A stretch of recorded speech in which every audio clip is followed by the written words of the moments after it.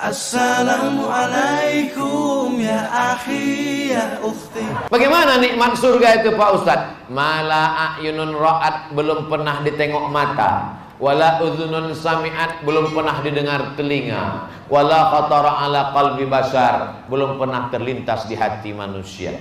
Saya kalau udah cerita tentang surga ini, ada satu yang mau saya tanya Pak Ustadz. Penasaran betul saya. Saya rasanya tak bisa hidup di surga kalau ini tak ada Pak Ustadz. Kenapa tak kau tanya waktu pengajian? Saya takut Pak Ustadz, ini mesti 4 mata sama Ustadz. Bisa 4 mata Pak Ustadz? 3 pun bisa. Apa namanya? Tapi Ustadz jangan marah ya. Ya, yang tersinggung Pak Ustadz, tak apa-apa. Apa namanya? Ada tak rokok di surga itu Pak Ustadz?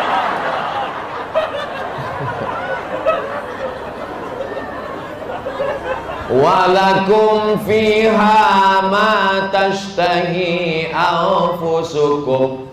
Di dalam surga itu ada semua yang kamu inginkan, termasuk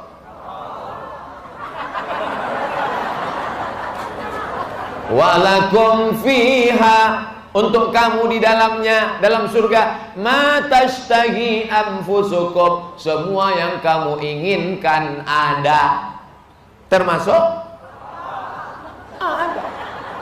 Cuman mencari apinya mesti ke neraka.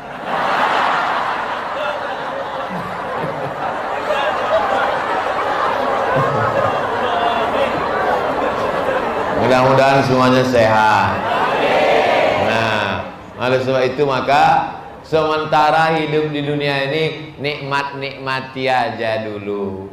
Kalau kita cobalah adik-adik yang sudah kuliah, ingat masa sulit waktu SMP, waktu masa SMA. Sekarang yang ingat-ingat, ibu juga sekarang yang anaknya udah besar. Dulu waktu masa sulit, waktu sekolah, masa sulit awal-awal nikah, masa sulit. Sekarang yang indah diingat itu masa senang atau masa sulit? Betapa mereka penuh dengan kesulitan. Masa sulit. Saya kalau ingat dulu masa di Mesir tahun 98, krisis moneter. Awalnya $1 2.000, datang IMF moneter, naik melambung menjadi 20.000. Anak-anak Indonesia mau dipulangkan. Pesawat sudah disiapkan Hercules yang tak pakai kursi supaya tegak berdiri macam di Metro Mini. Mau dipulangkan, akhirnya tidak pulang. Waktu itu bapak duta besarnya adalah Pak Hasan Wirayuda, orang dari Banten Pak Ustadz, terserahlah mau kabel.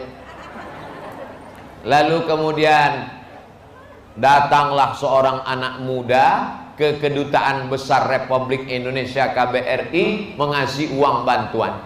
Anak Indonesia yang kesulitan ekonomi jangan pulangkan Pak, ini bantuan untuk anak Indonesia.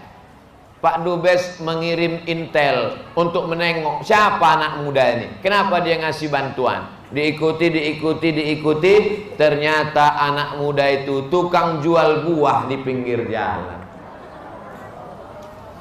Allah kirim kesulitan untuk melihat mana kawan, mana lawan. Kalau kau senang, semua orang jadi kawan. Tapi saat kau sulit, kau akan menemukan teman sejati. Bisa untuk update status besok pagi. Kalau kau kaya, maka semua orang jadi kawan. Semua senang, semua tersenyum. Tapi saat kau susah, disitulah kau akan menemukan orang yang betul-betul almar'u ma'aman ahab. Orang akan tetap bersama dengan siapa yang dia sayangi, dalam senang dan susah, dalam sempit dan lapang, dalam kaya dan miskin. Jadi kalau adik-adik sekarang agak sulit-sulit sedikit masa kuliah, justru disitulah nanti nampak mana kawan, mana sahabat. Tapi nanti kalau berhasil, kawan-kawan ini jangan lupa, karena banyak teman tertawa, hanya sedikit kawan yang mampu untuk menangis bersama. Betul? Tak banyak orang yang bisa hidup sama-sama susah. Kira-kira kalau kalian bicara sama perempuan, Adinda, aku mau meminangmu, sudikah kau hidup bersamaku dalam keadaan susah? Kalau saya lah jadi perempuan, ngapain kita susah? Kalau ada yang senang, apa yang susah? Betul? Saya mancing aja. Jadi intinya kalian mesti berusaha untuk senang. Tapi yang senang belum tentu tak selamanya senang dengan materi. Oh, Saya nggak percaya omongan Ustaz. Masa orang dengan materi belum tentu senang. Lama hidup banyak dirasa, jauh berjalan banyak ditengok. Lama jadi ustaz banyak yang curhat. Ustaz Somad, dulu ku terima pinangan dia karena ku tengok rumahnya besar, mobilnya mewah, ku tengok dia status sosialnya sudah kerja. Rupanya Pak Ustadz aku tak bahagia. Kenapa tak bahagia, Bu? Dia tak sembahyang, tak sholat. Gimana rasanya, Bu? Macam tidur sama babi hutan.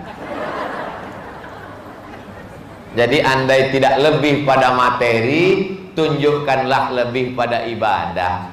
Andai tak lebih pada benda, maka tunjukkanlah pada non benda, yaitu ketakwaan kepada Allah. Sudahlah rumah tak lebih, kendaraan tak lebih, duit tak lebih, akhlak pun tak pula berlebih, penuh dengan kekurangan. Kurang sopan, kurang baik, kurang lembut. Lalu kau mau jadi apa? Kalau ada anak muda di Batam tak sholat, tak puasa, tak kaya, tak keren, tak ganteng, pergilah kau ke jembatan Barelang, buat semak Batam aja, ngabis-ngabiskan air mineral Batam aja.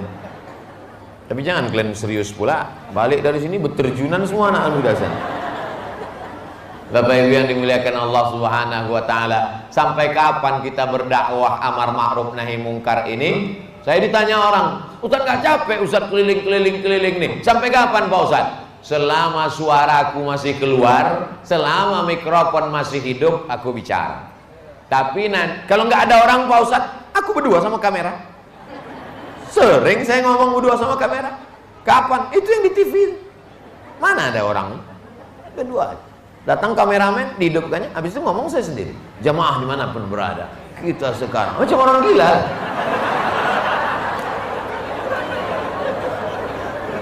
Selama jantung berdetak, selama napas berembus, selama otak masih waras, selama suara masih keluar, pakailah untuk menolong agama Allah. Kalau kalian tak bisa ngomong, ada orang, tidak semuanya bisa ngomong. Bisa dia ngomong, tapi orang tak paham. Saya sudah bicara 50 menit. Selama saya bicara 50 menit ini paham Ibu? Alhamdulillah. Bukan karena segan kan? Kami pernah seminar, ikut kami seminar di Hotel Grand berdua sama kawan saya. Yang bicara tuh profesor. Saya ngangguk. Kawan saya ditanya, mat, dia di sebelah. Ya, paham kok apa yang dibilang? Enggak. Aku pun tak paham kata dia. Terus kenapa kau ngangguk? Apa salahnya ngangguk? Saya bilang. Jadi apalah kerja Ustaz waktu itu? Saya bawa laptop, kan wifi gratis. Mendownload kitab-kitab PDF sambil nulis. Terus ditanya kawan saya, kenapa kita tak paham yang diomongkannya? Karena ilmunya hebat. Saking hebatnya dia, maka kita tak paham. Jangan kita rendahkan dia. Kalau tak hebat, tak akan profesor dia di depan. Cuman mungkin mengkomunikasikan, memilih kata yang tepat tuh dia kurang. Tapi untuk belajar hebat. S1, S2, S3, doktor, profesor, S-teler, S-cendol, S-doger. Bisa dia. Mungkin kalian punya ilmu tapi ngomong tak bisa. Nulis kan bisa. Nulis. Menulislah supaya orang di masa akan datang tahu bahwa kau pernah hidup di masa lalu. Setuju? Alhamdulillah Pak Ustaz, saya sudah banyak nulis. Nulis buku, enggak status. Nulisnya itu yang bermanfaat. Kalau kau senang, semua orang menjadi kawan. Kalau kau susah, kau menemukan teman setia. Jadi waktu dibaca orang, ambil pelajaran, iktibar, langsung di komen kawan. Setuju. Ini banyak juga orang menulis, tak apa-apa ditulis. Pagi, pahit betul kopinya. Siang, pedas betul masakannya. Sore, lambat betul pulang belanja. Malam, rasa-rasanya mau mati. Pas besok diwawancarai istrinya, apa statusnya terakhir? Itulah yang dia bilang pas rasanya mau mati. Rupanya mati betul.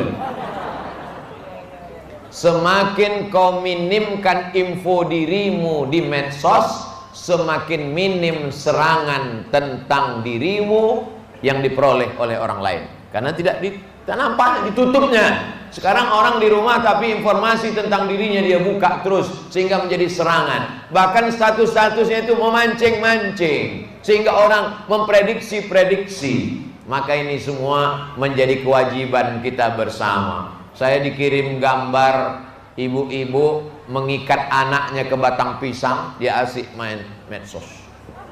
Menangis anaknya, disipak-sipaknya pakai kakinya. Saking ngerinya dunia ini sekarang. Perawat bidan lahir anak orang kedinginan menggigil, dimasukkannya ke dalam apa namanya kotak kaca?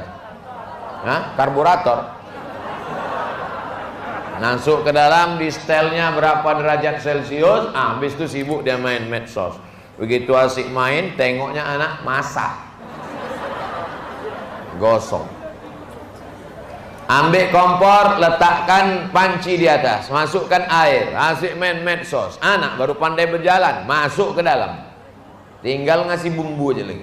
Assalamualaikum ya akhi ya ukhti.